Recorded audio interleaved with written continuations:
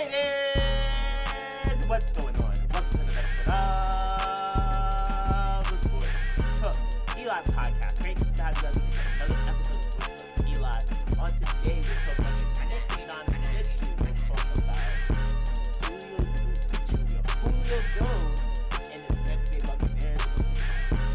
Jackson and his contract. Just a lot of fun stuff we're talking about today. So, you're watching this on YouTube or streaming this on the many podcast apps that I plan on doing this on. Thank you so much. We'll start with today's show with this. The New York Knicks have been one of the teams that have been mainly involved in trying to trade for Utah Jazz superstar Donnovan Mitchell. And the Jazz and Danny Ainge's asking price is just outrageous. He is asking for a combination of young assets, young players, and draft picks. And the amount of draft picks is crazy. 7 draft picks. He's on that same timing that he was in Boston when they blew up the KG, Paul Pierce, and Rondo, where they got a whole lot of stuff back from the Brooklyn Nets. And that, what they got back, was draft assets and guys like Jason Tatum and Jaylen Browns. Now listen, I get what Danny Ainge is doing, but brother asking for way too much. And for the Knicks, personally, they have the assets to do it. Now, there are many people in the media saying the Knicks should go out and get this trade. Go get this young superstar who's entering his prime, who can easily elevate your roster. And I'm still on the fence on it. Listen, Donnovan Mitchell, if he gets traded to New York, immediately makes the Knicks a really good team, without a doubt.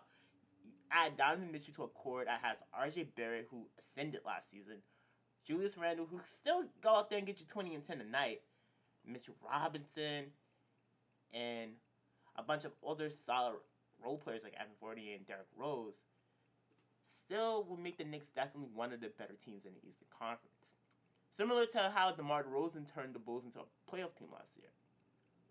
At the same time, the Knicks have believe it or not, the Knicks have one of the better young cores in the league. When I'm watching Summer League and I'm watching Quentin Grimes play, I'm like, he looks really good. Like, I can see him starting next year. And I can see him thriving in a starting role. And they have, like I said, have RJ who ascended last year. You have Mitch and Jericho Sims, who both showed that they can be really good defensive anchors for any team. You have Quickly, who's a fun backup point guard, who could probably start for you in some spot situations. Do you want to blow up that young core? If anything, I'm the Knicks. I would lean to playing the young core, trading Fournier, waiving Derrick Rose, seeing what you get from Randle, potentially playing that young core and maybe bottom out next year, and trying to land Victor Wenbamyama. I can never say his name correctly. Victor Wenbamyama. Wenbamyama is projected to go number 1, and that's probably what the Jazz are trying to do. That's what the Spurs are trying to do. But he's projected to be what many people believe is a generational talent. Yeah, you can get Donnovan Mitchell, who's 25. He's going to probably help you win 45 games. Probably help you win 50 games. But Victor Wenbamyama in the Garden, a player who's potentially to be a generational talent? When's the last time the Knicks had a generational talent? Patrick Ewing? That was the 1990s. This is 2022. We're seeing what's going on with the Yankees right now. The Yankees are really good. They lost to the Mets last night.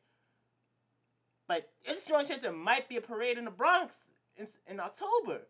I want there to be a parade on 34th Street next year. Well, not next year, but in the near future, I want there to be a parade. Victor Wenbamyama, if he's projected to be as good as many believe, then why not the Knicks try to bottom out for him?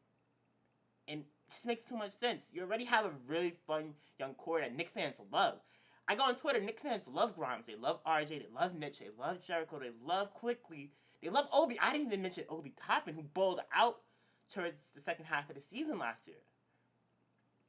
You add a generational talent to that core, it would probably be like the Lakers when they had D'Angelo Russell, had Lonzo Ball, they had Brandon Ingram, they had Nance, they had Jordan Clarkson.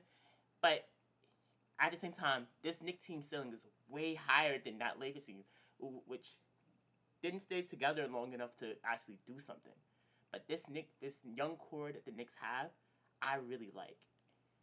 And I'm for potentially trading assets and some young core pieces to get Donnovan Mitchell. I didn't even mention Jaylen Brunson, who's a really good player, by the way, also. But at the same time, bottom up to get a player who's generational talent and playing your young guys, starting your young guys, giving up Fournier, Randall, Rose for more assets and younger players doesn't sound like a bad idea for the Knicks either. But Knicks fans are probably gonna tear me up saying, "Oh, you don't want us to trade for Donnovan Mitchell?" No. I'm not saying I don't want you to trade for Donnovan Mitchell. I'm just saying consider the fact that next year's draft is a generation talent. You already have a really fun young core that Knicks fans like. We shouldn't be. I know it's the Knicks and they're one of the franchises that's desperate to turn this situation around, and it will happen with time. And shout out to Leon Rose and the rest of those guys, man, because they've actually done a really good job turning. Believe it or not, the Knicks have been better in recent years. And that's because they have a front office that is at least, what's the word I'm looking for? Competent. They have a front office. They finally have a front office that's competent. All right, so yesterday in the news, I saw that Julio Jones got traded to the Tampa Bay Buccaneers. Well, he signed with the Tampa Bay Buccaneers. He didn't get traded. He was on the Tennessee Titans last year, and I guess they cut him for whatever reason. Listen, Julio isn't the Julio in Atlanta, and that's clear. That was clear from last season. But if he's can at least 80% of that on that Tampa Bay Buccaneer roster, who that still has one of the better offenses in the league, spearheaded by the GOAT quarterback himself and Tom Brady, along with Chris Godwin and Mike Evans, still gonna be pretty dangerous. And I know they also lost Gronk, and they're dealing with a lot of injury problems. They're still playing in a soft division. Atlanta's not good. Carolina's not good. New Orleans, we gotta see, because I'm not a believer in New Orleans. But that Tampa offense is still very dangerous. And shout out to Tom Brady, because the man's gonna be 50 and still gonna be one of the best quarterbacks to ever do it. And still one of the best quarterbacks to ever play in the league, I should say. Because he's just that damn good. But I like the move for Tampa. You get you a wide receiver and a guy who could be that number 2 while Chris Godwin is out, till Chris Godwin comes back. So I'm for it. All right, so when we get back, we're gonna discuss some more NFL news. Keep it locked. Sports Talk E.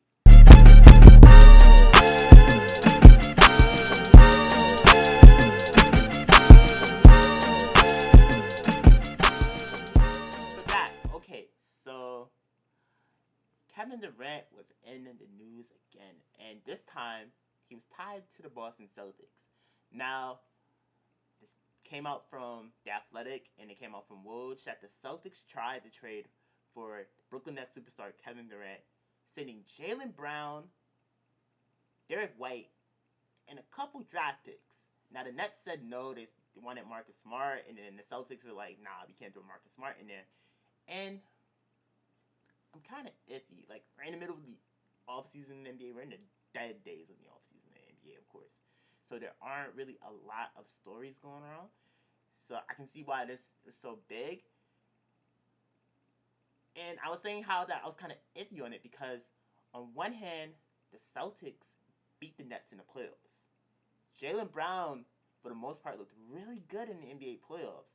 And with the Brown and Tatum tandem, they were always a competitive team. Now, at the same time, if you have a chance to trade for a Kevin Durant, 100 times out of 100, you trade for Kevin Durant. You're getting a future Hall of Famer without a doubt and one of the best players in the league. It's pretty obvious. Now, for the Celtics didn't want to give up Marcus Smart. I don't think it was smart to kind of break up Marcus Smart to break up that Celtics roster that just went to the finals, that every year seemed like they have a chance to win a championship, because They are always in the mix in the Eastern Conference, and I'm not sure how much does Kevin Durant raise their ceiling. Probably makes them slightly better, but Celtics are still a really good team, even if they don't go out and trade for Kevin Durant. So it's kind of weird that they'll try to go out and get KD. But trust Brad Stevens. I trust what he's doing in the front office. Trusted him as a coach. It's just kind of weird that they would try to make that trade. And Jaylen Brown has every right to be mad. He tweeted today, shaking my head. Well, not today, but he tweeted the other day. I'm assuming it was yesterday, of course. I gotta get the timeline correct.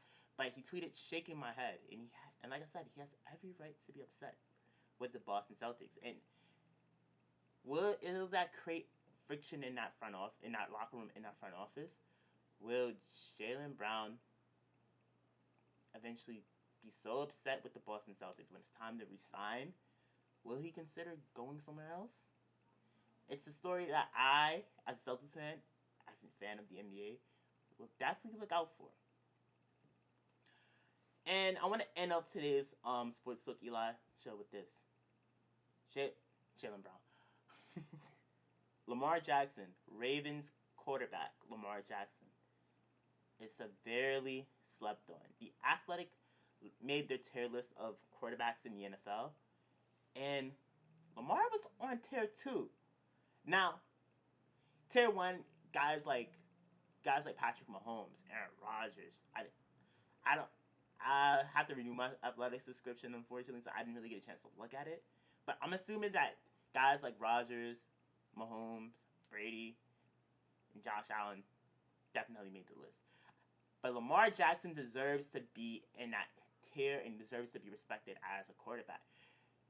When he took the realms from former Ravens quarterback and now journeyman Joe Flacco, the Ravens have been really good and have always had a chance at least competing for Super Bowl. Has he got it done in the playoffs? No, but the Ravens have always been a good team in the AFC. They missed the playoffs last year because Lamar was hurt.